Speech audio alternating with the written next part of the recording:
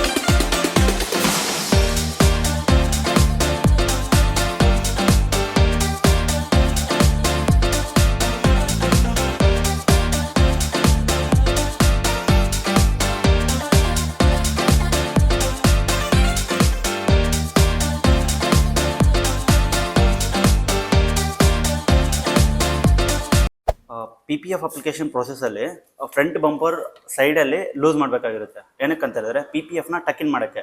ಅದು ಯಾವುದೇ ಥರ ಕಟ್ ಮಾಡಿದಿರಾ ಅದನ್ನು ಟಕ್ ಮಾಡಿಬಿಟ್ರೆ ಕ್ಲೀನಾಗೆ PPF ಇಲ್ದಿರೋ ಥರ ಕಾಣಿಸುತ್ತೆ.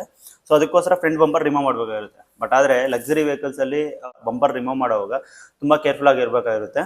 ನೋಡಿ, ಈ ವೆಹಿಕಲ್ಗೆ ಇಲ್ಲಿ ಬಂಪರ್ ಬೋಲ್ಟ್ ಒಂದು ಹಾಕೋಕ್ಕೆ ಎಷ್ಟು ಕಷ್ಟ ಅಂತ ಹೇಳಿದ್ರೆ ಇಲ್ಲಿ ಬಂಪರ್ ಬಿಚ್ಚಕ್ಕೂ ಕಷ್ಟ, ಹಾಕೋಕ್ಕೂ ಕಷ್ಟ, ಮತ್ತು ಇದರಲ್ಲಿ ತೆಗಿಯೋಕ್ಕೆ ಆಗಲ್ಲ. ಇದು ಫುಲ್ ಕಂಪ್ಲೀಟ್ಲಿ ಒಂದು ಸ್ಟ್ರಕ್ಡ್ ಏರಿಯಾ ಥರ ಇರುತ್ತೆ. ಸೊ ಅದಕ್ಕೆ ಇದನ್ನೆಲ್ಲ ರಿಮೂವ್ ಮಾಡಬೇಕಂದ್ರೆ ಒಂದು ಸ್ಕಿಲ್ ಸೆಟ್ ಇರಬೇಕಾಗಿರುತ್ತೆ.